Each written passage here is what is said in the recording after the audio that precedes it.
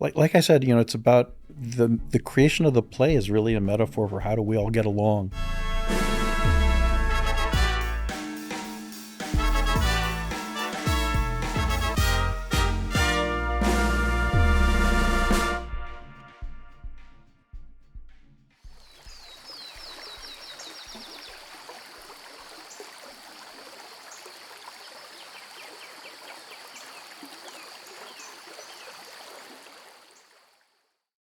Hi there, everyone. I am Thom Allison, and I'm the director of Le Cadre Folles at the Stratford Festival. And I have the great pleasure to be introducing Jovanni Sy, who is the co-writer and director of Salesman in China. Hi, Jovanni. Hey, Tom. So, for those who don't know this, and many wouldn't, we've known each other for quite a while. Yes, we were naked on stage together. We're starting in hot. We're just going to go right to that one. Well, that was actually the second time we worked together. But the first time was in The King and That's I right. musical. And Jovanni was the king, a spectacular king of Siam, as it was called at the time. And I was... Who was I? You were Lun Ta, back in the days when it was okay for you to play an Asian. The makeup was amazing, but I know when I could play a young lover too. That was acting. And then we did Take Me Out, the baseball play, playing the teammates and that. And yes, we were naked on stage. That's a lot of nudity. Oh my goodness, things you never thought you'd do. But now here we are at Stratford.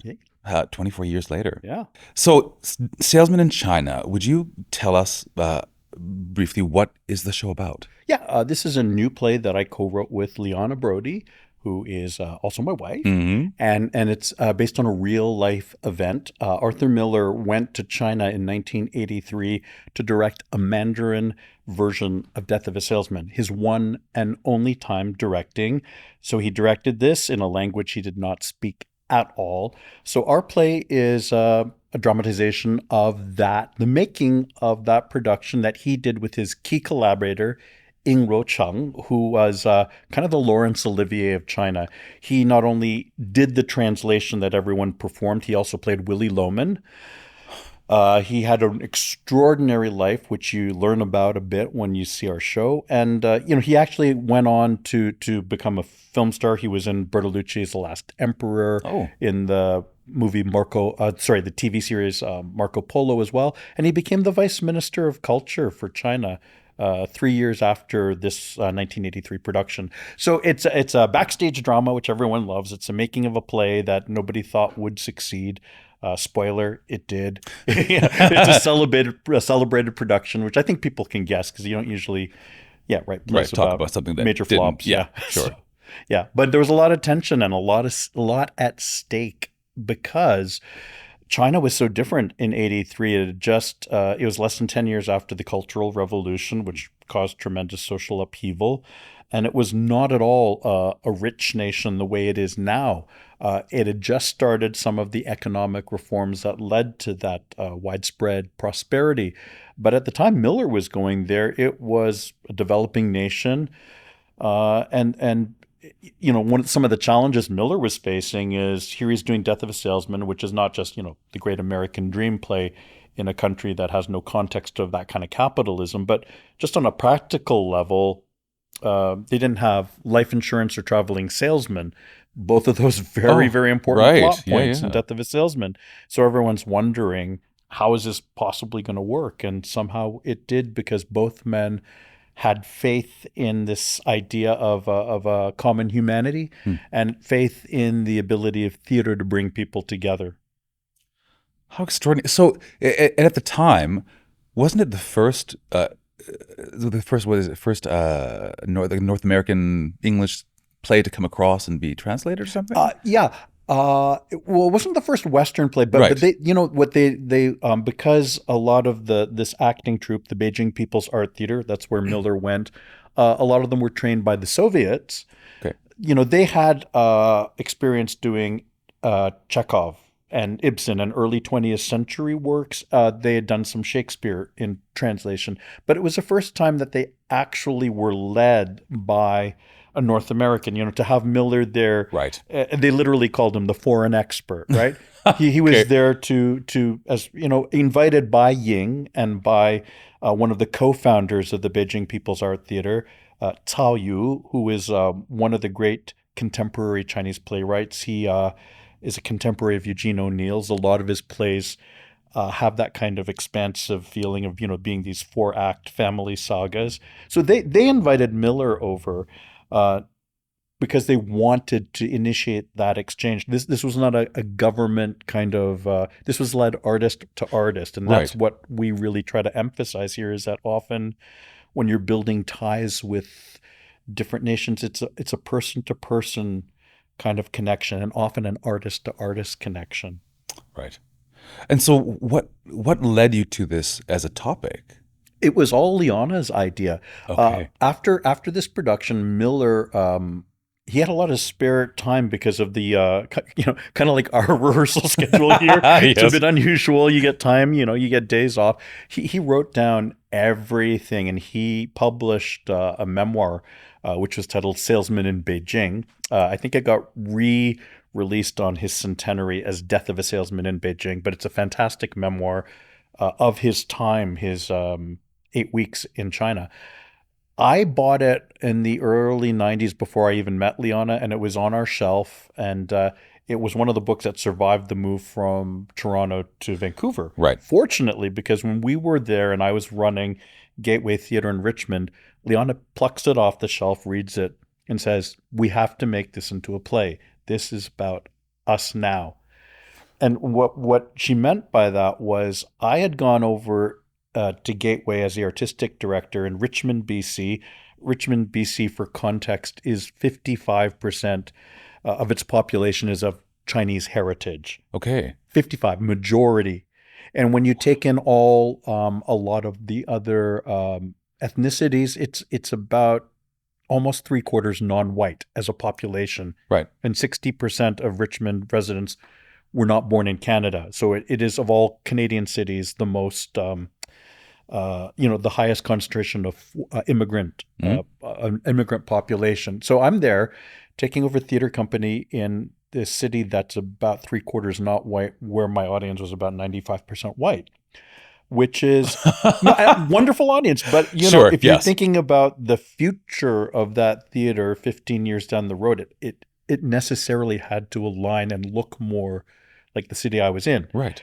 And that's a challenge when you have a city like Richmond, which it is a wonderful place, but it has what I'd call kind of low-grade tensions because of competing cultures. Right. That's very generous, yes. Yeah.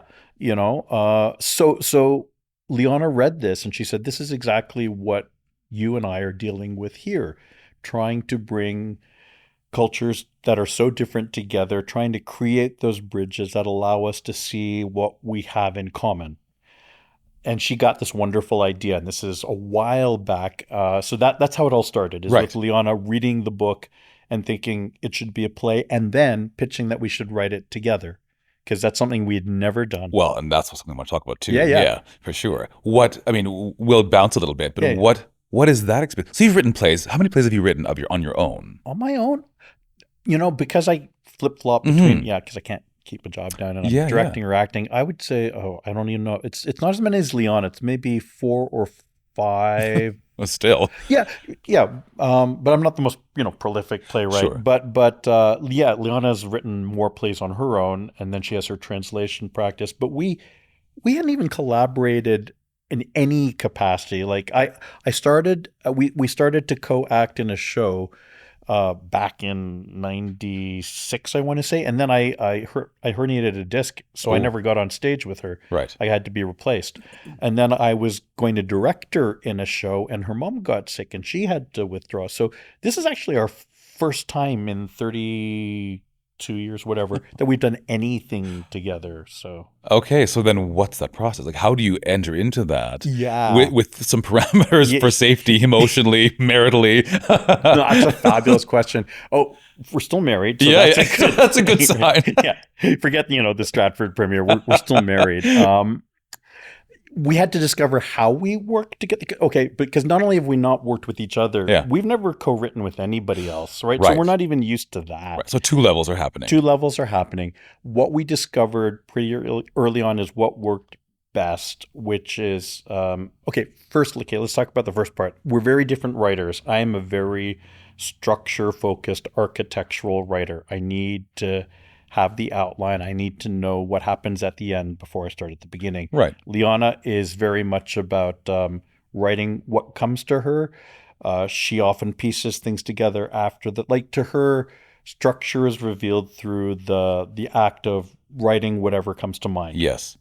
So on this one, I'd say probably my process won out in the sense that we did do an outline. Okay. We did have a sense of the basics of the plot. Sure. But the good thing is it changed over time, and I can even talk in a significant way of how it changed with the addition of Bob White coming on board. Yes, I read something about that. Yes. Yeah, because he had a profound influence on what the play is today. So anyway, once we figured out that, our writing creation process is we don't write together. We don't sit together at a computer. One person talks, the other person types. Right. That's never going to fly. We just we can't do that. So we pass the script back and forth. I would say the first pass at most of the first act is Leanna's. The first pass at most of the second act is mine, with some exceptions, of course. Yeah. And we just kept passing it back, revising.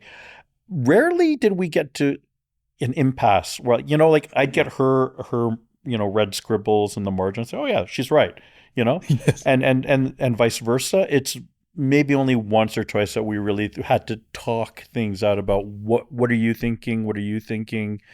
So it worked out well. Great. Yeah.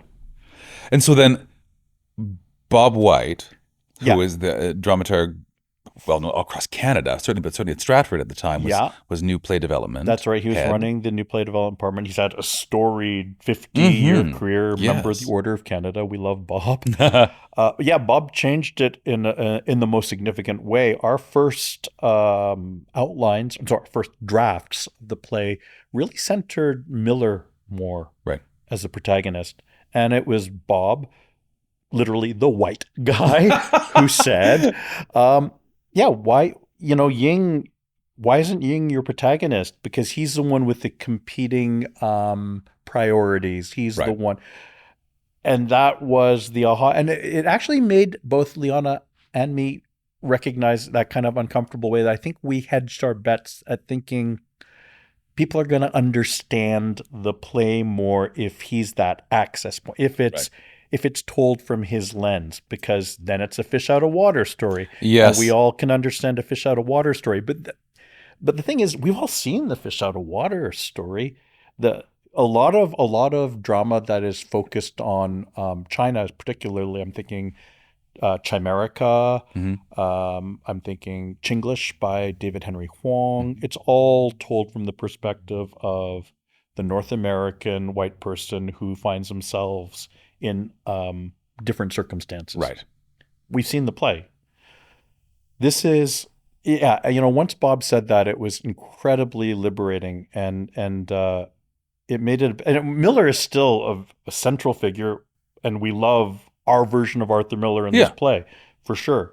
But it's about Ying's journey, and it's a really satisfying journey, and that made me realize how much it's a personal, how connected I discovered I was to the character in a way that Leanna just thought, well, yeah, didn't you always know that? And Right, it's like, she no. saw it the whole time. Yeah, she's thinking that the whole time. And for me, it's like, yeah, I feel like I'm a lot like Ying. And she just looked at me like, duh.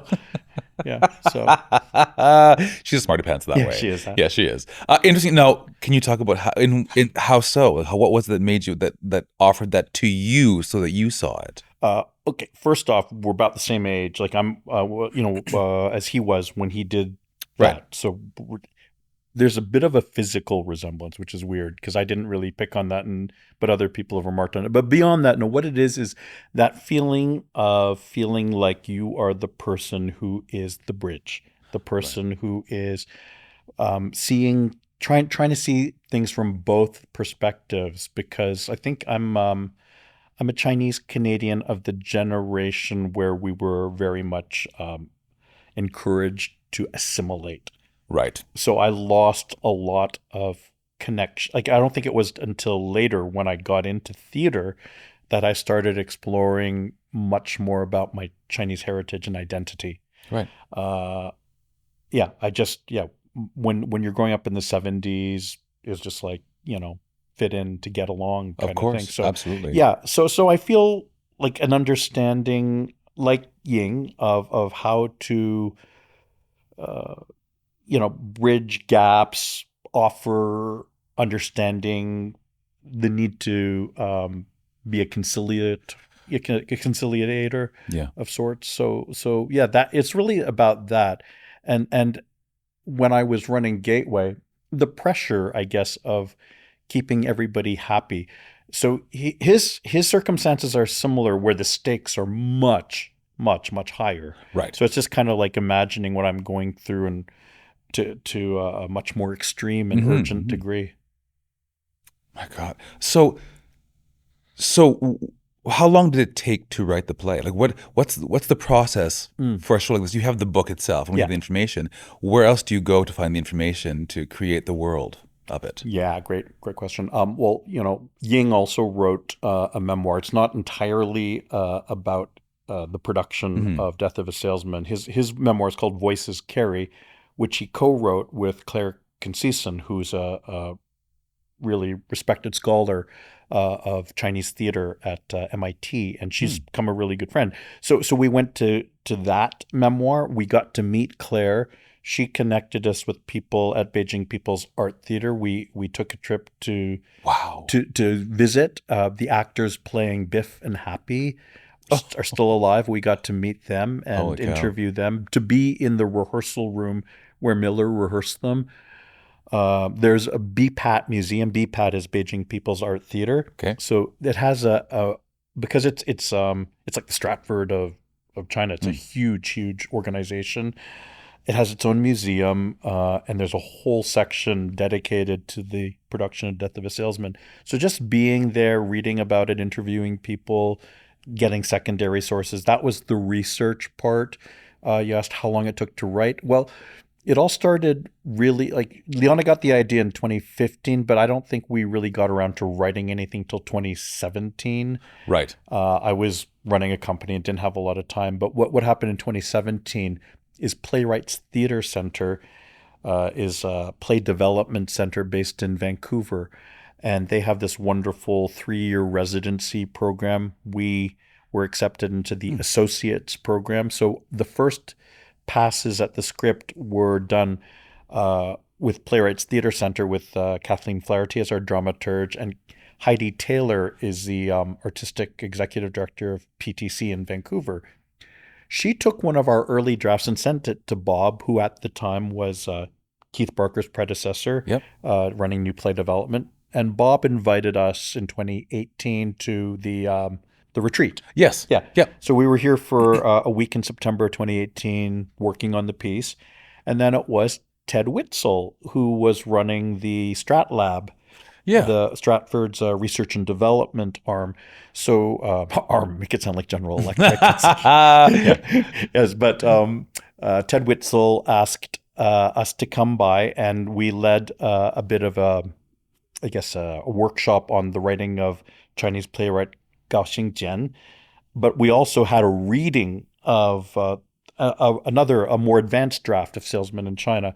And that's when I think Stratford really got on board. Yeah. Right. But they, along with the Banff Center, commissioned the next stage development with production in mind, and here we are. So I guess start to finish, the quick answer is 7 years. Of course, some of it was bumped a bit because of the pandemic. Sure. But it's taken 7 years from first bit of writing to its premiere. That's incredible. And so do you find, as you write plays, does each one tell you somehow how it wants to be written? Do you know what I mean? Like, what dictates to you the form or the feel or the particular uniqueness of each version of each play? Yeah, it's different for each one. I told you how I'm kind of the architectural thinker. I think at the same time, you're right. The plays reveal themselves. I thought I knew what I was writing on one of my earlier plays, A Taste of Empire, which is a very different kind of piece. It's not even, it's less of a play and more of a performance piece because it's a site-specific show where I do a cooking demonstration. I'm actually cooking a dish in real time while there's a bit of a comic deconstruction of the history, the politics of the dish, because it's a Filipino dish. And so the show is purportedly about how to make Relianong Bangus, but it's really about colonialism. Naturally. So, naturally. Yeah. And I thought that show was one thing and I'd worked towards it. And really something happened in the workshopping of that play where it took a crazy turn and became the play it was. So plays do reveal themselves often in unexpected ways. Right. And so as you're writing the play, did you know you would be directing it?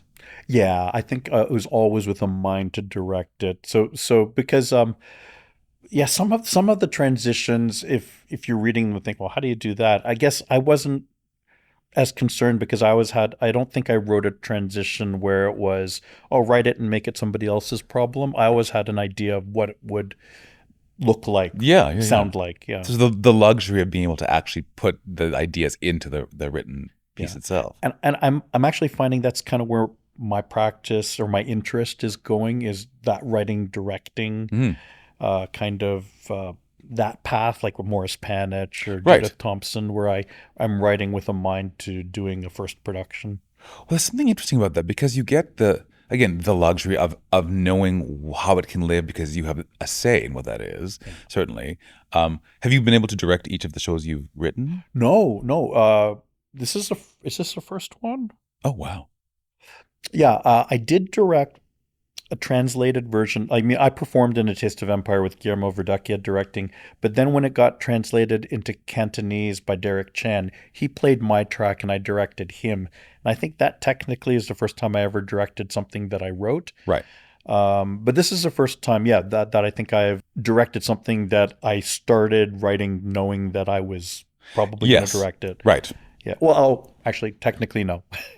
My thesis play, right? Because I got my master's at University of Calgary, and I directed my play, The Tao of the World, which is my modernization of The Way of the World, the Congreve play. I've set it in Crazy Rich Asians, Singapore. It's a big Asian karaoke party kind of a play, and I got to direct that for my thesis, and I'm really hoping that I can do it on a professional level because it's just a romp. It sounds fantastic. It's fun. It's a fun comedy. So, we're gonna get back to some more things about the show specifically, but what it's just people I think don't often know what it's like writing a play or what inspires it, how it happens. What draws you to your next project when you're writing?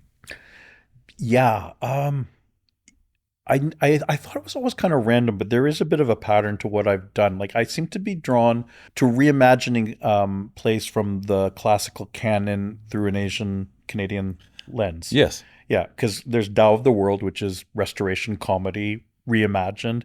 I have my play The Five Vengeances, which is Jacobean tragedy reimagined. In that case, The Five Vengeances is the Revengers tragedy's plot, but it's in a 1970s kung fu film milieu. So there's lots of stage combat. It's more like a musical scale. Like there's 35 fights in it. Oh, wow. Yeah. And what made that piece fun was there's synchronous Foley sound with all the fighting. So, when people are going, it's like, because there's a live operator doing the sound, synchronous sync with all the action. So that's a fun piece. Amazing. Yeah. That's so great. So next thing I want to talk about is the language. So the New York Times recently published an article about the rising popularity of foreign language TV and films with a focus on Asian language productions like Squid Game and Parasite. So can you talk about the elevated experience of the multi-language content of the play? How much of the play is actually in Mandarin? About 40%. Talk to us about that. Yeah. There was never any question that it was going to be a bilingual piece because, I've been doing this long enough to know that when you're imagining a Chinese setting, there's lots of ways theatrically to convey to the audience, oh, he's speaking Chinese, when in fact, I'm speaking English. Like a lot of David Henry Hwang plays, the convention is, if I'm speaking to you like this and we're talking like this, we're really speaking in Chinese. But then when I'm talking to someone else in English, I will sound like this, and then I'm that's the convention. Yes. Or you do the thing where I'm actually speaking to you in a Chinese language, and you're responding to me like, "Oh, what's that you say? You mean you want me to choose between the red or the blue one? I'll choose, in-house translation." Yeah. That kind of fake dialogue where you know what I'm saying through context. Yeah, this one, it had to be bilingual because so much of it is about people not understanding each other, right? And about Ying as that fulcrum between where he understands both worlds. And there are some advantages when you, like Ying, kind of know what's going on and you have perfect information when everyone else has imperfect information. For example, he can say one thing to somebody and you know what he's really saying, and then he can say something different to somebody else. So it's baked into the dramaturgy. It's baked into that, having that sense of you, like Ying, can have complete understanding, right? Because of the surtitles, right? Yeah, so there are surtitles. Or if you are bilingual, you of don't course. need it. But Miller relies on Ying to know what is being said, as do his castmates to know what Miller's saying. So it's about, because so much of our play, it's about the making of a show. How is it going to get done? But what it's really about is, how do we understand each other? What are the limits of understanding? Are there certain things that defy translation? Right. That's what the show's really about. So you needed to have that bilingual component to really get that idea across. Right. Is there any concern for people, or is it just a case of that's part of the experience that they're having? That's part of what the show is doing. It is part. Yeah.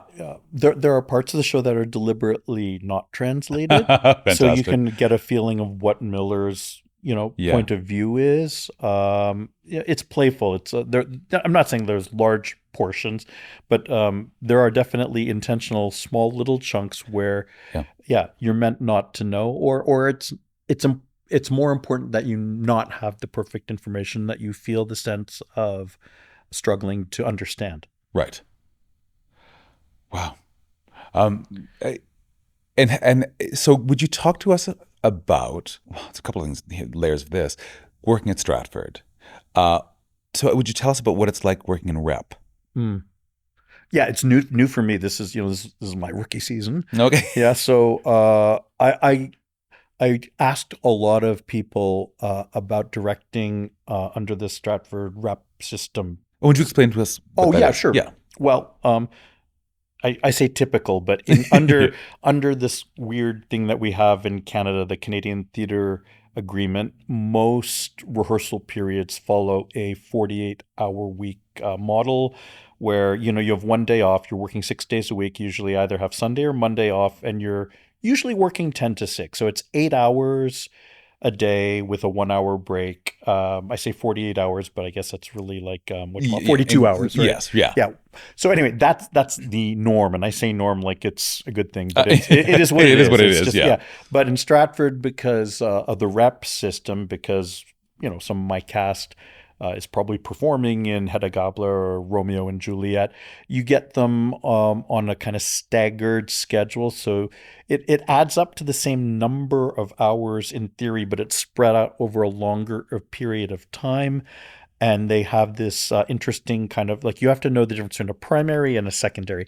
A primary is one where you get everybody in your cast. A secondary means that some of your company are probably or definitely doing another show.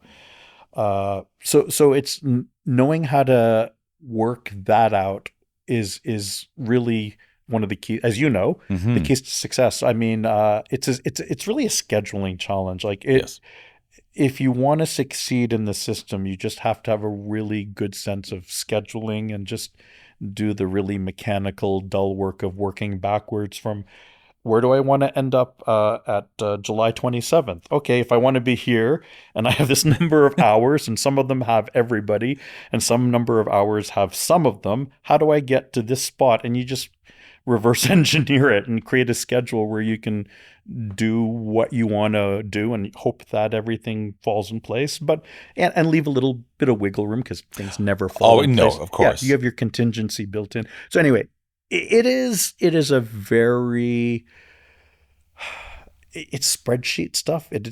But it's just as important as the creative visioning if you want to succeed in a rep system, I think, is to do that boring Excel spreadsheet. How do I get it all done kind of business? Right. Yeah. It's a very unique system for sure. And so you've co-written the play, directing the play on this strange system. Did you find yourself rewriting? Oh, yeah, for sure. Bob was in the room with us. We've had rewrites. Nothing substantial, like no. Sure, the major stuff is no major. We haven't changed scene order. We've introduced. We introduced one tiny new character, but it wasn't.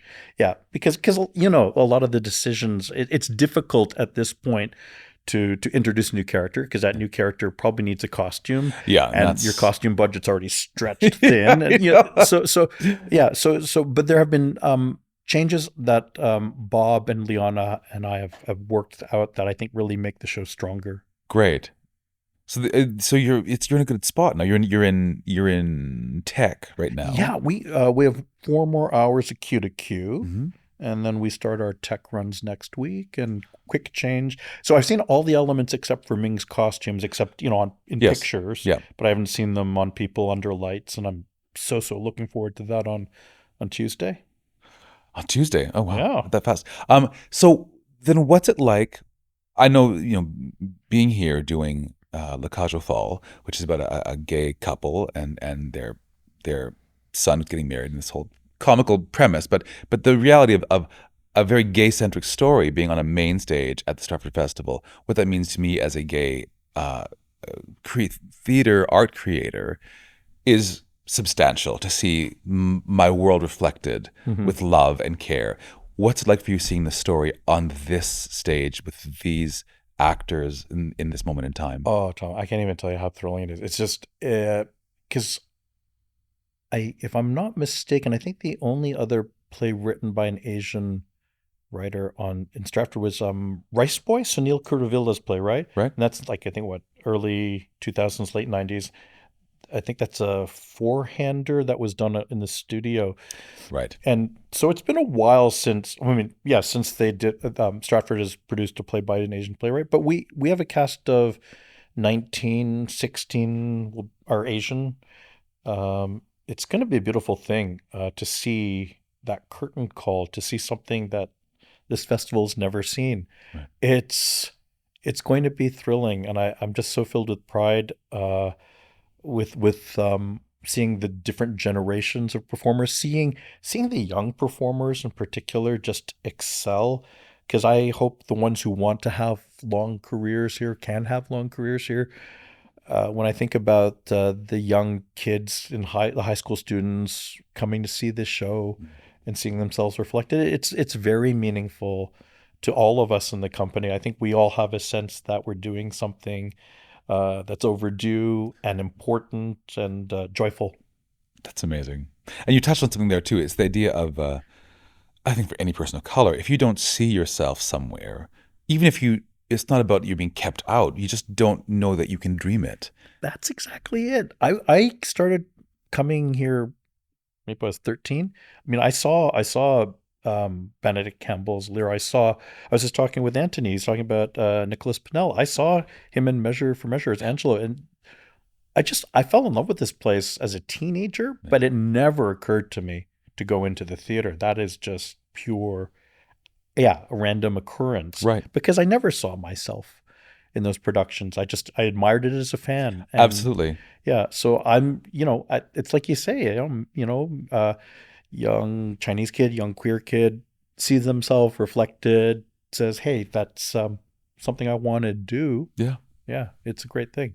Well, to be welcome, to know that the door is open to you is a beautiful, beautiful entrance for anyone. Yeah. What would you like people to take away from the show when they actually have a chance to see it? Like I said, it's about the creation of the play is really a metaphor for how do we all get along?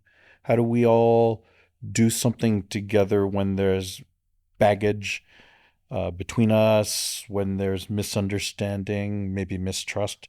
What I hope is that they get a sense of hope, because I think this is a time where we want to, it's things are kind of pessimistic right now, and I want a sense that there is a pathway to understanding someone who's not like me, to maybe imagining what their life is like, to feeling a bit of empathy, and to know that it's possible, but it's not a given. You have to work at it. Right. You have to be willing to invest and commit and to forgive from time to time in order to understand someone who's not like you. But it is possible, and it's desirable. That's what I'm really hoping, is that people see a way to feel empathy for someone not like them. That is beautiful, number one. Number two, to forgive. Talk to me about that. Yeah. You make missteps when you get two people in a room from different cultures or different life experiences. It's not even just based on language or race, just anything, right? Like when you're in a play, you say something that you think is meant lightheartedly, and someone does a little, it's an ouch for someone else. Yes. And you have two ways of moving forward from that point. It can just be like, oh, Thom, he's a jerk, I'm never gonna, or you can talk, like you can choose to assume the best of someone else. You assume that, okay, maybe something that said struck me a certain way. Can I forgive? Can I get past it? Can I talk through it? And we've seen what's happening in the age of social media, where it's about firing salvos back and forth and who can do the funniest snark, and then it just spirals out of control into this big flame war. And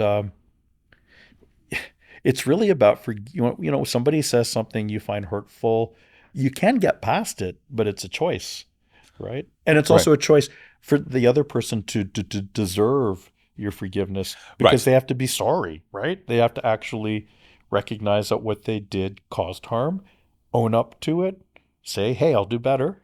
So that's a lot of, we see that all the time when we're making plays, right? It's not a perfect system where we're all, lovey-dovey, and what we're doing, we're always dealing with big emotional stuff, and friction will inevitably ensue. So how do we get past it?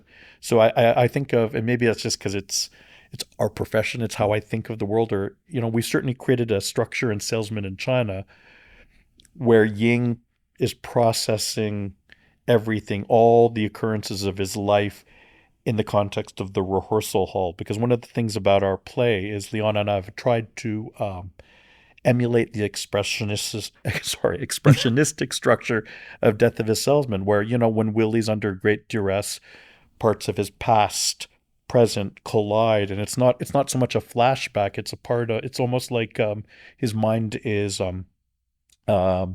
it's fracturing, right? So that what is real, something that happened to him in the past, something that's happened to him now. We tried to mirror that kind of aesthetic in telling the story of Ying, who, when he's under tremendous pressure, he's confronted with his past trauma while trying to deal with the pressure of doing this high-profile play that everyone thinks is going to flop. Where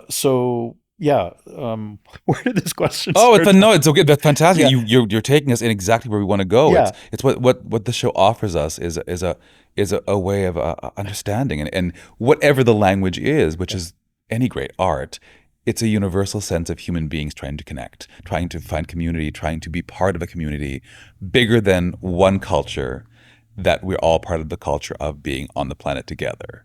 That's it. When does the show begin? We start our previews August 3rd, open August 23rd, run to the end of October. And I want to say it's really important that the show is in English and Mandarin, and it has surtitles for both. So when characters are speaking Mandarin, you have English surtitles. And when characters are speaking English, you have Chinese surtitles. So it's really accessible for people who primarily speak Chinese as well, Mandarin as well. So that's wonderful. I love it. It's a beautiful circular world for everyone. Come and see this show. Your life will be changed. Thank you, Jovanni. Thank you, Thom. We're actually, the reconciliation within the play speaks to the broader reconciliation. So I hope people feel that when they see it, that we can do things to move forward in a better way together on this land.